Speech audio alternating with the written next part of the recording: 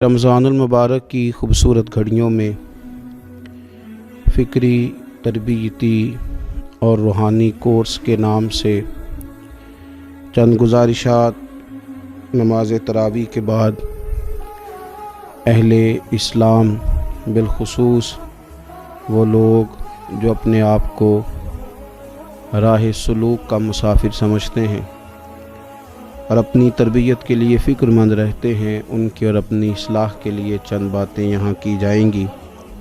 اللہ تبارک و تعالی اخلاص کا وضو عطا فرمائے، نیتوں اور ارادوں کو پاکیزگی نصیب فرمائے، اور اس ماہ مبارک کی ساری برکات اور اس کے ثمرات اور اس کی روحانیت سے ہم سب کو فیض یاب فرمائے۔ اہل ایمان کا یہ شیوہ ہے کہ وہ اپنے رب سے شدید محبت کرتے ہیں۔ قرآن حکیم میں اللہ تعالیٰ نے فرمایا ہے کہ والذین آمنوا اشد حبا للہ، فرمایا وہ لوگ جو ایمان لائے وہ اپنے رب سے شدید محبت کرتے ہیں۔ وہ جب اپنے رب کی نعمتوں کو یاد کرتے ہیں، جب وہ اپنے مالک کے احسانات کا تصور کرتے ہیں، جب وہ اپنے رب کے بے پایا کرم کی طرف دیکھتے ہیں تو اپنے مالک سے شدید محبت کرتے ہیں، اور جب وہ اپنے مالک سے اس قدر زیادہ بڑھ کے محبت کرتے ہیں تو پھر وہ ان سب تقاضوں کو پورا کرنا چاہتے ہیں، ان سب چیزوں کی طرف بڑھنا چاہتے ہیں جو انہیں اللہ تبارک و تعالیٰ کی محبت کی طرف لے کر کے جاتی ہے۔ اللہ تبارک و تعالیٰ چونکہ اپنے بندوں کی طلب سے آگاہ ہے، اپنے بندوں کی پیاس کو جانتا ہے، ان کے دلوں میں اس کی طرف بڑھنے کا جو جذبہ ہے، اس جذبے سے مالک پوری طرح نہ صرف آگاہ ہے بلکہ اپنے کرم سے اس کی تسکین بھی فرماتا ہے۔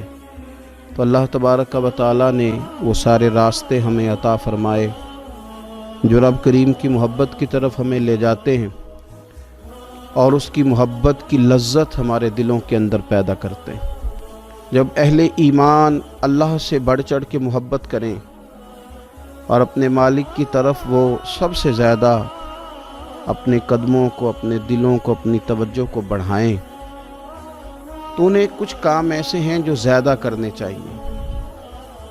ان کاموں میں سے ایک بڑا کام یہ ہے کہ وہ اپنے رب کی عبادت کریں۔ عبادت تو رب کے ہر حکم کو تسلیم کر لینے کا نام ہے، لیکن ہمارے ہاں عبادت کا تصور اکثر نماز کے لیے لیا جاتا ہے۔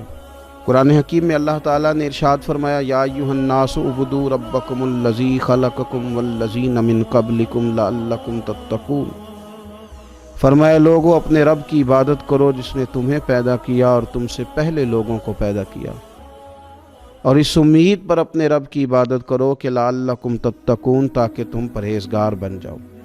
اپنے مالک کے حضور اپنی پیشانی کو جھکا دینا عبادت انتہائی درجے کی عاجزی کو کہتے ہیں۔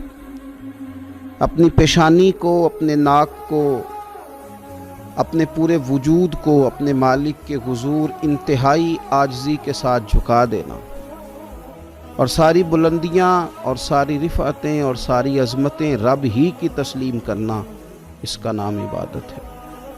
اللہ کے حضور جب رب کریم کا بندہ اپنے آپ کو جھکا دیتا ہے اور اس کے حضور وہ انتہائی عاجزی کرتا ہے تو اس کا معنی یہ ہے کہ وہ اپنے رب کی عبادت کر رہا ہے۔ رسول کائنات صلی اللہ تعالی علیہ وسلم نے مختلف چیزوں کو مختلف مواقع پر ہمارے لیے بیان کر کے ہمارے دلوں میں ان چیزوں کی محبت بڑھائی۔ اس رمضان المبارک میں خاص کر کے ہمیں ان چیزوں پر توجہ کرنی ہے۔ میری نظر میں وہ 4 چیزیں ہیں، اگرچہ ان کو اور بھی بہت ساری چیزوں پر تقسیم کیا جا سکتا ہے، اور بھی کئی چیزیں اس میں شامل کی جا سکتی ہیں، لیکن اہم چیزیں 4۔ ایک تو نماز کا پڑھنا، نوافل کا پڑھنا، رات کو قیام کرنا، سحری کے لیے تو اٹھنا ہی ہے، تو اٹھتے وقت تہجد کی نماز کو اہمیت دینا، نماز تراویح کو ذرا شوق کے ساتھ ادا کرنا، نفل کا قیام کرنا، عبادت کے لیے اپنے آپ کو تیار کرنا، اور دوسرے نمبر پر قرآن حکیم کی تلاوت کو ذوق شوق کے ساتھ کرنا، اپنا محبت کا، پیار کا رشتہ قرآن پاک کے ساتھ مضبوط کرنا، اور تیسرا کثرت کے ساتھ استغفار پڑھنا، اپنے مالک سے اپنے گناہوں کی معافی مانگنا، آئندہ گناہ نہ کرنے کا عہد کرنا، اور چوتھا دعائیں مانگنا۔ یہ 4 چیزیں اگر تھوڑی توجہ کے ساتھ اس ماہ مقدس میں روزانہ کے معاملات میں شامل کر لی جائیں، نماز، تلاوت قرآن مجید، استغفار اور دعا۔ آپ دیکھیے کہ نبی کریم صلی اللہ تعالیٰ علیہ وآلہ وسلم نماز کے اندر محو رہنے کو پسند کرتے تھے۔ حضور نماز کے اندر شامل رہنے کو اور نماز کو بار بار ادا کرنے کو پسند کرتے تھے۔ ہر موقع پر حضور نماز ادا فرماتے، ہر موقع پر۔ سورج گرہن ہے تو نماز ہو رہی ہے، چاند گرہن ہے تو نماز ہو رہی ہے، بارش نہیں ہوتی تو کریم محبوب علیہ السلام نماز ادا کر رہے ہیں، بارشیں کثرت سے ہونے لگی، طوفان اور آندیاں آنے لگی تو حضور نماز ادا فرما رہے ہیں۔ جنگ کے موقع پر، بدر کے موقع پر لوگوں کی، صحابہ کی صفیں درست کر کے حضور خود مصلی پر تشریف لے گئے اور نماز شروع کر لی۔ تو ہر وقت نماز کی طرف حضور کی توجہ ہمیں بتاتی ہے کہ نماز پڑھنا، نفل پڑھنا، عبادت کرنا یہ کتنا دلچسپی والا کام ہے، اور مسلمان کا اس کے ساتھ شوق کس قدر زیادہ ہونا چاہیے۔ آج ہم زیادہ بے چین اس لیے رہتے ہیں کہ ہمارا تعلق باقی سب چیزوں سے مضبوط ہوا لیکن مصلی کے ساتھ کمزور ہوا۔ ہماری بہت ساری اس دور کی جدتوں نے ہم سے ہمارے مصلی کی، استغفار کی، تلاوت کی، دعا کی لذت چھینی۔ اگر ہم تھوڑا لوٹ کر کے آئیں اور کچھ گھنٹوں کے لیے، کچھ وقت کے لیے، کچھ ٹائم کے لیے، اگرچہ وہ مختصر ہی کیوں نہ ہو، ہم اپنے معاملات جو عبادت کے تعلق سے ان کو مضبوط کریں، موبائل بند کیے جائیں، ایک کونا تلاش کیا جائے، کوشش کی جائے تنہائی کرے انسان اپنے مالک کے ساتھ۔ نبی پاک صلی اللہ تعالیٰ علیہ وآلہ وسلم نے جو ہمیں طریقے بتلائے ہیں، ان طریقوں کی روشنی میں انسان اکیلا بیٹھے اپنے مالک کے حضور اور خوب اس کی بارگاہ میں نفل پڑھے، تلاوت کرے، استغفار پڑھے، پھر دعائیں مانگے، اپنے لیے بھی مانگے، امت کے لیے بھی مانگے، اپنے لیے بھی مانگے، اپنوں کے لیے بھی مانگے، سب کے لیے اللہ کے حضور سے وہ خیر طلب کرے۔ حضرت سیدنا زید بن ثابت رضی اللہ تعالیٰ عنہ ارشاد فرماتے ہیں مجمع الزوائد میں، مسند امام احمد بن حنبل میں یہ حدیث موجود ہے۔ آپ فرماتے ہیں کہ میں نبی پاک صلی اللہ تعالیٰ علیہ وسلم کے ساتھ اکثر نماز کے لیے جایا کرتا تھا، تو میں انفرادی انداز دیکھتا نبی پاک صلی اللہ تعالیٰ علیہ وسلم کا کہ حضور جب نماز کے لیے چلتے تو چھوٹے چھوٹے قدموں کے ساتھ چلتے۔ جو نبی پاک صلی اللہ تعالیٰ علیہ وسلم کا روٹین میں چلنے کا انداز ایک کریمانہ تھا، اس سے ہٹ کر حضور مختصر قدم اٹھاتے اور نماز کے لیے تشریف لے جاتے۔ میں اس خوبصورت ادا پر توجہ کرتا تو میرے کریم محبوب صلی اللہ تعالیٰ علیہ وسلم نے مجھ سے فرمایا، زید تم جانتے ہو میں مختصر قدم کیوں اٹھاتا ہوں؟ حضور دلوں کا حال جانتے ہیں نا، تو فرمانے لگے تمہیں خبر ہے میں اختصار کے ساتھ قدم کیوں اٹھاتا ہوں؟ عرض کی یا رسول اللہ صلی اللہ تعالی علیہ وسلم کرم نوازی فرمائیے، بتا دیجئے۔ تو حضور فرمانے لگے کہ جب تک انسان نماز کی طلب میں رہتا ہے نا، وہ نماز ہی میں رہتا ہے۔ وہ جب نماز کی طلب میں ہوتا ہے تو نماز ہی میں ہوتا ہے۔ تو میں چھوٹے چھوٹے قدم اٹھاتا ہوں، ذرا آہستہ چلتا ہوں، تاکہ جتنا وقت طلب نماز میں ہو وہ نماز ہی میں گزرے۔ ذکر حبیب کم نہیں وصل حبیب سے، محبوب کا ذکر بھی اس سے ملاقات ہی ہوتا ہے۔ تو یہ جو سفر ہے نا نماز کے لیے جانے کا، میں چاہتا ہوں کہ یہ ذرا لمبا ہو جائے، اس میں ذرا وقت ملے تاکہ مالک کے ساتھ میں جڑا رہوں، میرا تعلق مضبوط رہے۔ تو سرور کائنات صلی اللہ تعالیٰ علیہ وسلم کی جو خاص دلچسپی ہے نماز کے ساتھ، نفل کے ساتھ، عبادت کے ساتھ، حضور صلی اللہ علیہ وسلم نے ارشاد فرمایا، مسلم شریف میں حدیث موجود ہے، فرمایا اللہ تعالیٰ کے بندہ سب سے زیادہ قریب پتہ کب ہوتا ہے؟ پہلے تو ذرا ان لفظوں کا حسنی ملاحظہ کریں کہ بندہ اور رب کے قریب، بندہ اور اپنے مالک کے قریب۔ وہ بندہ کتنی شان والا ہے، اس کا مقدر آج کتنے عروج پہ ہے جو اپنے رب کے قریب ہو گیا۔ حضور فرمانے لگے غلاموں سنو، بندہ اپنے رب کے سب سے زیادہ قریب سجدے کی حالت میں ہوتا ہے، لہذا فرمایا سجدوں میں کثرت سے دعا کیا کرو، گویا اس سے مانگ لیا کرو سجدوں میں، اب تمہارا قرب ہے۔ اب تم جب کشکول طلب دراز کرو گے تو وہ تمہیں عطا کرے گا۔ جب تم نے اپنا سر سجدوں میں رکھا ہو تو پھر اپنی آرزویں لے آؤ ساری، اب رب تمہارے کشکول بھرے گا، تمہیں خیرات ملے گی، تمہاری طلب سے بڑھ کر تمہیں عطا کیا جائے گا۔ تو عبادت کے ساتھ جب آپ کا تعلق ہوتا ہے تو آپ قرب الہی میں ہوتے ہیں، اللہ کے قریب چلے جاتے ہیں۔ شرط یہ ہے کہ تھوڑی دیر بھول جائیں موبائل کو، تھوڑی دیر چھوڑ دیں دنیا داری کے خیالات، تھوڑی دیر وہ ایک دن چھوڑ کے سارا کچھ بھی تو جانا ہے نا اللہ کے حضور۔ تو آج بھی اگر کچھ وقت کے لیے ترک کیا جائے، اسلام میں رہبانیت نہیں، لیکن حضور تہجد کی نماز پڑھتے تھے، حضور اعتکاف کرتے تھے، غار حرا میں وقت گزارا نبی پاک علیہ السلام۔ کچھ وقت تو ایسا ہو جو انسان اپنے رب کے ساتھ گزارے، اللہ کے ساتھ اپنے تعلق کو وہ مضبوط کرے۔ دیکھیے حضرت سیدنا یوسف بن عبداللہ بن سلام رضی اللہ تعالیٰ عنہ، یہ حضرت عبداللہ بن سلام رضی اللہ تعالیٰ عنہ معروف صحابی رسول صلی اللہ تعالیٰ علیہ وسلم کے صاحبزادے ہیں۔ یہ حضرت ابو دردہ رضی اللہ تعالیٰ عنہ سے ملنے کے لیے تشریف لے گئے۔ فرماتے ہیں کہ جب میں ان سے ملنے کے لیے گیا تو وہ شدید علیل تھے، حضرت سیدنا ابو دردہ رضی اللہ تعالیٰ عنہ بڑے جلیل القدر صحابی ہیں اور بڑے صاحب الرائے آدمی۔ حضرت عمر فاروق رضی اللہ تعالیٰ عنہ اکثر ان سے مشورہ لیا کرتے تھے۔ فرماتے ہیں میں جب ان سے ملنے کے لیے گیا تو وہ سخت بیمار تھے اور اسی بیماری میں ان کا وصال ہوا۔ میں ان سے ملنے گیا تو مجھ سے کہنے لگے کہ بھتیجے، حضرت عبداللہ ابن سلام کے بیٹے ہیں نا یوسف بن عبداللہ، تو وہ چونکہ ان کا دوستانہ تھا، کہنے لگے بھتیجے تم اس شہر میں کس طرح آئے؟ تو جناب یوسف بن عبداللہ کہتے ہیں میں نے عرض کی کہ آپ کا میرے والد کے ساتھ جو تعلق تھا، جو دوستانہ تھا، اس تعلق نے مجھے مجبور کیا کہ میں آپ کی تیمارداری کروں۔ تو فرماتے میں تو تیمارداری کرنے گیا تھا، ان کا حال پوچھنا تھا، لیکن یہ لوگ جو حضور کے دین کی تبلیغ کے لیے جذبات رکھتے تھے اور ایک دوسرے کو اللہ کی جانب متوجہ کرنے کا جو جذبہ رکھتے تھے، وہ بڑا انوکھا ہے۔ ایک شخص تیمارداری کرنے گیا ہے تو حضرت سیدنا ابو دردہ رضی اللہ تعالیٰ عنہ فرمانے لگے بھتیجے میں اس وقت اس کیفیت میں ہوں کہ جھوٹ بولنا بہت برا ہے، یعنی جھوٹ بول ہی نہیں سکتا کہ اس بیماری میں ہوں کہ جس میں مجھے لگتا ہے کہ میں دنیا سے چلا جاؤں گا۔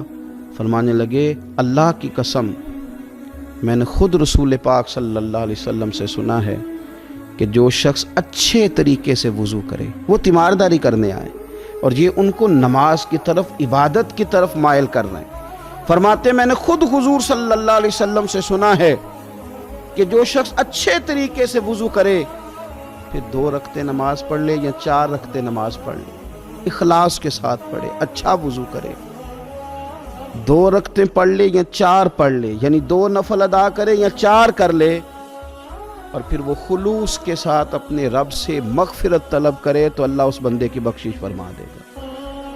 یہ میں نے سنا ہے حضور سے، یہ میں نے خود سنا۔ مرض وصال میں سیدنا ابو دردہ رضی اللہ تعالیٰ عنہ اس کو بیان کرتے ہیں۔ تو رمضان المبارک کے اندر ہمیں موقع ملتا ہے نماز پڑھنے کا، نماز تراویح کا، رات کے قیام کا موقع میسر آتا ہے۔ ایک تو عشاء کے بعد موقع ملا تراویح پڑھنے کے، ایک یہ کہ ہم کو سحری میں اٹھنا ہے، اور تہجد کی وہ خاص فضیلتیں جو عام دنوں میں کئی دفعہ مشکل ہوتی ہیں، وہ اٹھنا تو ہے۔ اگر تھوڑا سا 10 منٹ پہلے اٹھا جائے، وضو کیا جائے، اچھے طریقے سے کچھ نوافل ادا کر لیے جائیں، پھر سحری کے معاملات میں مشغول ہوا جائے۔ نبی پاک صلی اللہ تعالیٰ علیہ وآلہ وسلم ارشاد فرماتے ہیں، یہ ترمذی شریف کی حدیث ہے، حضور علیہ الصلوۃ والسلام نے ارشاد فرمایا کہ رات کا قیام اپنے اوپر لازم کر لو۔ اگرچہ یہ لازم کرنا یہ استحبابی حکم ہے، حضور صلی اللہ تعالی علیہ وسلم نے اسے فرض قرار نہیں دیا، لیکن حضور شوق دلاتے ہیں۔ فرمایا رات کا قیام، رات کا قیام، ساون کی کالی راتوں میں جب بوندا باندی ہوتی ہے، وہ راتوں کو اٹھ اٹھ روتے ہیں جب خلقت ساری سوتی ہے۔ اور حضرت میاں صاحب رحمۃ اللہ علیہ نے فرمایا تھا کہ رات پوے تے بے دردانو نیند پیاری آوے تے درد مندانو یاد سجن دی ستیاں وی آن جگاوے۔ فرمایا رات کا قیام، حضور سید عالم صلی اللہ تعالی علیہ وسلم فرماتے ہیں رات کا قیام اپنے اوپر لازم کر لو، اس لیے کہ یہ رات کا قیام تم سے پہلے نیک لوگوں کا طریقہ ہے، اور یہ تمہارے لیے قرب خداوندی کا باعث ہے، یہ تمہیں اللہ کے قریب کر دے گا۔ اور حضور صلی اللہ تعالی علیہ وسلم فرمانے لگے یہ رات کا قیام تمہاری برائیوں کو مٹا دے گا اور یہ تمہیں گناہوں سے روک لے گا، گویا رب کریم تمہیں معافی عطا فرمائے گا، یہ تمہارے لیے بخشش کا ذریعہ بن جائے گا۔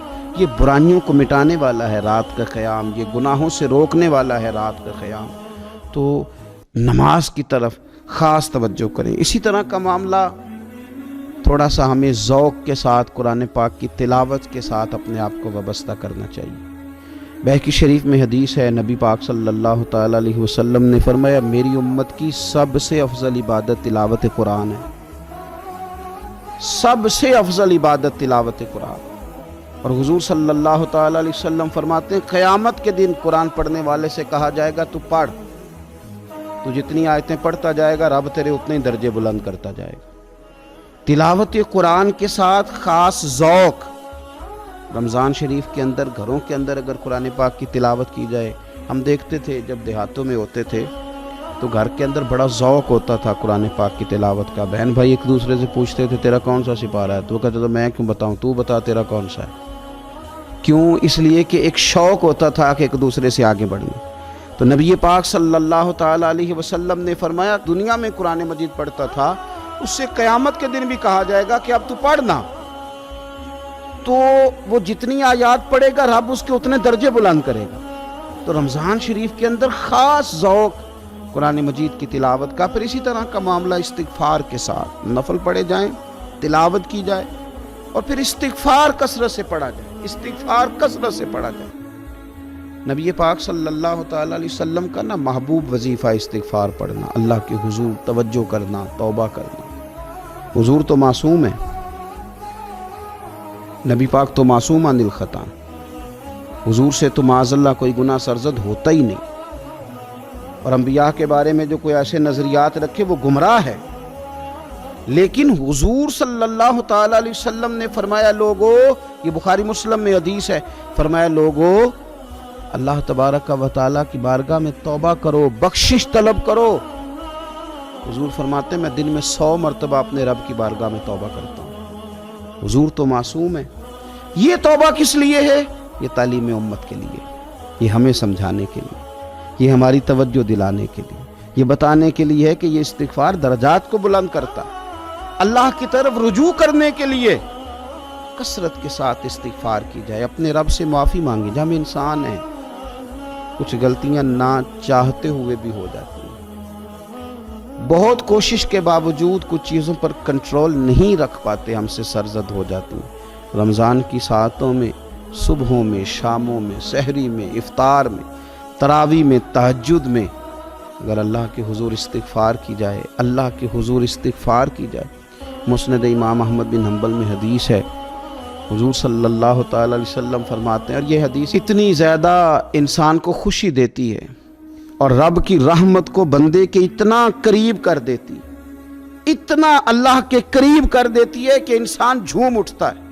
کبھی اس حدیث کے جملوں پر غور کریں، نبی پاک صلی اللہ تعالی علیہ وآلہ وسلم کس طرح رب کی رحمت ہمارے سامنے بیان کرتے ہیں، اور جب حضور اپنی زبان نور سے بیان کرتے ہیں پھر تو یوں لگتا ہے کہ روح کی گہرائیوں تک بات چلی گئی۔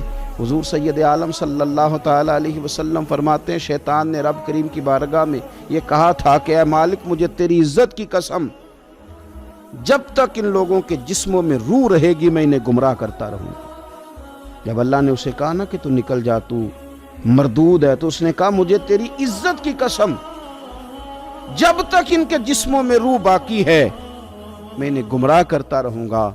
تو میرے کریم محبوب علیہ السلام، مدینے والے پیارے حبیب علیہ السلام فرماتے ہیں، رب کریم نے فرمایا سن و ابلیس، اگر تو یہ قسم اٹھاتا ہے کہ تو جب تک ان کے جسموں میں روح ہے انہیں گمراہ کرتا رہے گا، تو پھر مجھے بھی اپنے عزت اور جلال کی قسم، یہ جب تک مجھ سے معافی مانگتے رہیں گے میں انہیں معاف کرتا رہوں گا، میں بھی انہیں معاف کرتا رہوں گا، یہ جب جب مجھ سے بخشش مانگیں گے، جب جب مجھ سے بخشش مانگیں گے۔ اس یہاں سے کبھی ہم نے کنارہ نہ کیا، اور تو نے بھی تو دل آزردہ ہمارا نہ کیا، ہم نے تو جہنم کی بہت کی تدبیر، پر میرے مولا تیری رحمت نے گوارا نہ کیا۔ تو کثرت کے ساتھ استغفار رمضان میں کیا جائے، اللہ کے حضور معافیاں مانگی جائیں، اور میں تو کہتا ہوں اپنے لیے بھی مانگی جائیں، دوسروں کے لیے بھی مانگی جائیں، استغفار سے وہ مان جاتا ہے۔ اور پھر سب سے زیادہ اس چیز پر توجہ دینے کی ضرورت ہے، وہ ہے عبادت کا مغز یعنی دعا۔ میں اکثر کہتا رہتا ہوں کہ ہمارے ڈاکٹر ہمیں یہ کہتے ہیں کہ تمہارے دلوں میں کچھ دکھ ہیں وہ کہہ دو تو تمہاری بیماریاں ہلکی ہو جائیں گی، دل کے بوجھ اتار دو، تم کہہ دو کسی سے اپنے غم تاکہ تمہارے دل ہلکے ہو جائیں۔ اب کچھ غم بڑے ذاتی قسم کے ہیں، بندہ کسی سے کہہ ہی نہیں سکتا، بڑی نجی قسم کے کچھ دکھ ہیں، کسی سے کیسے بیان کرے؟ تو ہمارے دین نے ہمیں دعا سکھائی۔ معنی کیا ہے؟ جو کسی سے نہیں کہہ سکتے وہ رب رسول سے کہہ دو تاکہ تمہارا دل بھی ہلکا ہو، تمہاری عزت بھی محفوظ رہے۔ اور تم نے کہا بھی اس طبیب کے سامنے جو سب سے بڑھ کر شفا دینے والا، کہا اس مالک کے سامنے جو سب سے زیادہ خزانے بانٹنے والا۔ ترمذی شریف میں حدیث ہے، حضور نے فرمایا دعا عبادت ہے۔ اسی ترمذی میں حدیث ہے، فرمایا دعا عبادت کا مغز ہے۔ اور اسی ترمذی میں حدیث ہے، نبی پاک علیہ السلام نے فرمایا یاد رکھو رب کے نزدیک، اللہ کے نزدیک دعا سے زیادہ عزت والی چیز کوئی نہیں، اس سے بڑی اکرام والی چیز ہی کوئی نہیں اللہ کے حضور۔